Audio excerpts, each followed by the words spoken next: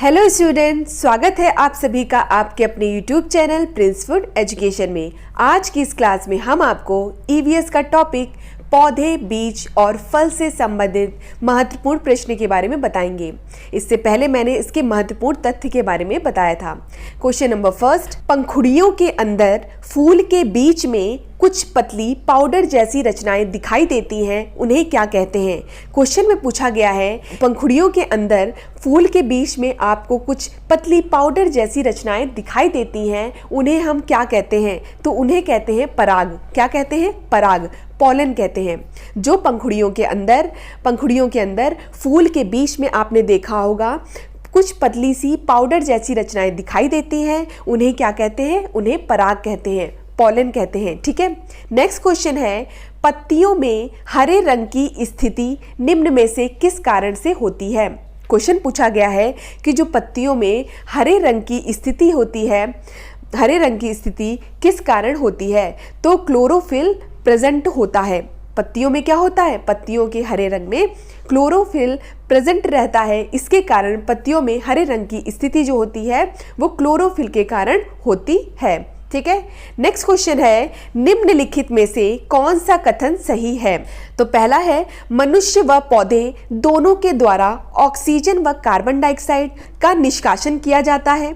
दूसरा पॉइंट है, पौधे ऑक्सीजन व CO2 दोनों का निष्कासन करते हैं। तीसरा पॉइंट है, मनुष्य ऑक्सीजन व CO2 दोनों का निष्कासन करते हैं। और चौथा है, उपयुक्त में से कोई नहीं। तो देखिए, आपको पूछा गया है क्वेश्चन में कि निम्नलिखित में से कौन सा कथन सही है। तो आपका जो पॉइंट हो जाएगा करेक्ट, वो कौन सा हो जाएगा? पौधे ऑक्सीजन व CO2 दोनों का निष्कासन करते हैं। ये आपका पॉइंट सही हो जाएगा। क्यों? क्योंकि सुबह टाइम पौधे जो हैं वो ऑक्सीजन का निष्कासन करते हैं और रात के टाइम वो CO2 का निष्कासन करते हैं। निष्कासन मतलब क्या होता है? CO2 को छोड़ते हैं। ठीक है, और सुबह टाइम ऑक्सीजन को छोड़ते हैं। ठीक है, नेक्स्ट क्वेश्चन है, प्रक्रिया जिसके द्वारा पौधे प्रजनन करते हैं क्या कहलाती है। वह प्रक्रिया जिसके द्वारा पौधे प्रजनन करते हैं क्या कहलाती है। तो वह प्रक्रिया कहलाती है परागकण, पॉलिनेशन कहलाती है। वह प्रक्रिया जिसके द्वारा पौधे प्रजनन करते हैं वो क्या कहलाती है? परागकण कहलाती है। नेक्स्ट क्वेश्चन, एक अध्यापक मेधा पाटेकर व अमृता देवी बिश्नोई के योगदान पर बोल रहा है क्योंकि दोनों के आंदोलन पर्यावरणीय मुद्दों पर हैं। कि एक अध्यापक है, उसने मेधा पाटेकर व अमृता देवी बिश्नोई दोनों के योगदान के बारे में बताया है। और वो किससे रिलेटेड है? कौन? मेधा पाटेकर और अमृता देवी बिश्नोई। तो ये किससे रिलेटेड है? पर्यावरण से रिलेटेड है। इसलिए दोनों के आंदोलन जो हैं वो किससे रिलेटेड है? पर्यावरणीय मुद्दों से रिलेटेड है। नेक्स्ट क्वेश्चन है, खेजड़ी वृक्ष के बारे में सही कथन को चुनिए। पहला पॉइंट है, यह वृक्ष मुख्यतः रेगिस्तानी क्षेत्रों में पाया जाता है। दूसरा पॉइंट है, इसे अधिक जल की आवश्यकता नहीं होती है। तीसरा पॉइंट है, यह छायादार वृक्ष है जिसकी छाया में बच्चे खेलना पसंद करते हैं। और चौथा पॉइंट है, यह अपने तने में जल एकत्र करता है और लोग पतले पाइप से इस जल को पीते हैं। कि इसमें सही कथन क्या है, यह आपको चुनना है। पहला आपने देख लिया, यह वृक्ष मुख्यतः रेगिस्तानी क्षेत्रों में पाया जाता है। तो हाँ, मैंने आपको बताया था जो खेजड़ी वृक्ष होता है वो कहाँ पे पाया जाता है? वो राजस्थान में पाया जाता है। तो रेगिस्तानी क्षेत्रों में पाया जाता है, यह कथन क्या है? सही है। नेक्स्ट पॉइंट क्या है? इसे अधिक जल की आवश्यकता नहीं होती है। तो हाँ, इसे अधिक जल की आवश्यकता नहीं होती है। ठीक है, ये भी पॉइंट करेक्ट है। नेक्स्ट है, यह छायादार वृक्ष है जिसकी छाया में बच्चे खेलना पसंद करते हैं। तो ये पॉइंट भी आपका करेक्ट है। यह छायादार वृक्ष है जिसकी छाया में बच्चे खेलना पसंद करते हैं। ठीक है, चौथा पॉइंट था आपका, यह अपने तने में जल एकत्र करता है और लोग पतले पाइप से इस जल को पीते हैं। यह आपका पॉइंट इनकरेक्ट हो जाएगा। और कौन कौन से सही हो जाएंगे? यह वृक्ष मुख्यतः रेगिस्तानी क्षेत्रों में पाया जाता है, इसे अधिक जल की आवश्यकता नहीं होती है, यह छायादार वृक्ष है जिसकी छाया में बच्चे खेलना पसंद करते हैं। ठीक है, नेक्स्ट क्वेश्चन है, पुराने समय में ज्वार बाजरे की फसल प्रमुखता से उगाई जाती थी, आजकल इसकी जगह किस फसल ने ले ली है। क्वेश्चन आपका है, पुराने समय में ज्वार बाजरे की फसल प्रमुखता से उगाई जाती थी।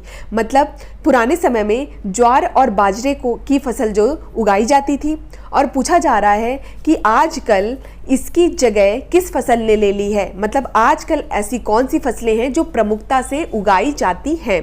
तो कौन सी ऐसी फसलें हैं, गेहूं और कपास। गेहूं और कपास जो है उन्होंने ज्वार और बाजरे की जगह ले ली है। ठीक है, नेक्स्ट क्वेश्चन है आपका, पौधे प्रकाश संश्लेषण द्वारा भोजन बनाते हैं, प्रकाश संश्लेषण क्रिया में निम्न क्या आवश्यक है।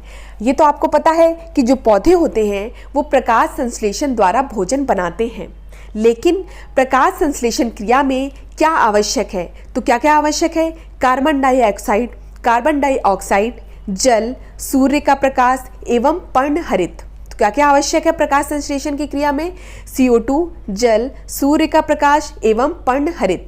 नेक्स्ट क्वेश्चन है, किस राज्य को मसालों का राज्य कहते हैं। तो कौन सा ऐसा राज्य है जिसे मसालों का राज्य कहते हैं, तो केरल राज्य जो है उसको मसालों का राज्य कहते हैं। नेक्स्ट क्वेश्चन है, प्याज की फसल किस महीने में बोई या उगाई जाती है। प्याज की फसल जो है वो जुलाई महीने में बोई जाती है या उगाई जाती है। ठीक है, प्याज की फसल जुलाई महीने में उगाई जाती है। नेक्स्ट क्वेश्चन है, निम्न में से किसका मूल उद्भव स्थान भारत नहीं है। तो ऐसा कौन सा है जिसका मूल उद्भव स्थान भारत नहीं है, भारत में वह फल नहीं हुआ है। तो ऐसा कौन सा है, स्ट्रॉबेरी। स्ट्रॉबेरी जो है उसका मूल उद्भव जो है वो भारत में नहीं है। बाकी भारत में कौन कौन से फल का मूल उद्भव है, आम, केला, नारियल, ठीक है, बेर, इन सब का मूल उद्भव भारत ही है। नेक्स्ट क्वेश्चन है, रेगिस्तानी ओक एक पेड़ का नाम है जिसकी जड़ें उस गहराई तक जमीन में भीतर जाती हैं जब तक कि पानी तक ना पहुंच जाए। क्वेश्चन आपका क्या है, रेगिस्तानी ओक एक पेड़ का नाम है जिसकी जड़ें उस गहराई तक जमीन में भीतर तक जाती हैं जब तक कि पानी तक ना पहुंच जाए। इस पेड़ की जड़ों की गहराई इस पेड़ की ऊंचाई की लगभग 30 गुनी होती है।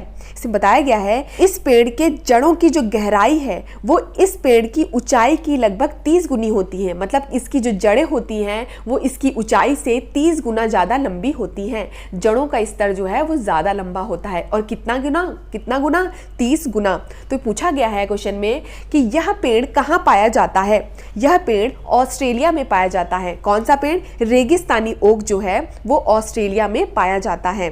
ठीक है, नेक्स्ट क्वेश्चन है, दाने को बाली से अलग करने की प्रक्रिया को क्या कहते हैं। दाने को, जब हम दाने को बाली से अलग करते हैं तो उस प्रक्रिया को क्या कहते हैं, उस प्रक्रिया को थ्रेसिंग कहते हैं। क्या कहते हैं, थ्रेसिंग। थ्रेसिंग वह प्रक्रिया है जिसके द्वारा हम दाने को बाली से अलग करते हैं। नेक्स्ट क्वेश्चन है, नेफेंथीस या इसको घटपड़नी बोलते हैं या पिचर प्लांट।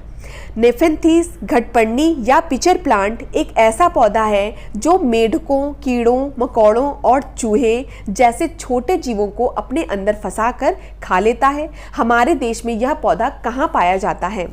आपसे क्वेश्चन में पूछ रहा है कि नेफेंथीस जो है एक कीटहारी पौधा है। ठीक है, नेफेंथीस हो गया, घटपड़नी हो गया, पिचर प्लांट हो गए, ये इसके अन्य नाम हैं।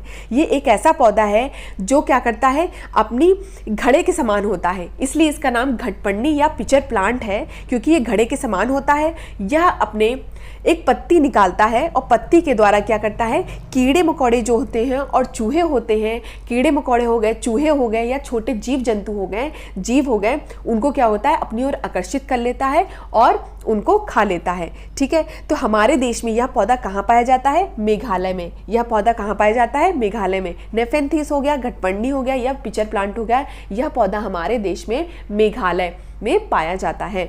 नेक्स्ट क्वेश्चन है, भूसे के दाने को अलग करने की प्रक्रिया क्या कहलाती है। भूसे के दाने को, मतलब अगर हम दाने को बाली से अलग कर रहे हैं तो थ्रेसिंग प्रक्रिया कहलाएगी, अगर हम भूसे से अलग करेंगे तो निष्पावन, विनोइंग कहलाएगी, और अगर दाने को बाली से अलग किया जाएगा तो थ्रेशिंग कहलाएगी। ठीक है, तो इस तरह से हमने आज क्या पढ़ा, पौधे, बीज और फल से संबंधित महत्वपूर्ण प्रश्नों के बारे में पढ़ा। नेक्स्ट क्लास में हम इसका नेक्स्ट टॉपिक पढ़ेंगे। बीएड एंड सीटेट की सभी क्लासेस देखने के लिए डिस्क्रिप्शन में लिंक दिया गया है, वहां से जाकर आप देख सकते हैं। पीडीएफ के लिए आप हमारे टेलीग्राम चैनल को ज्वाइन कर सकते हैं, जिसका लिंक भी डिस्क्रिप्शन बॉक्स में दिया गया है। धन्यवाद, मिलते हैं अपनी नेक्स्ट क्लास में।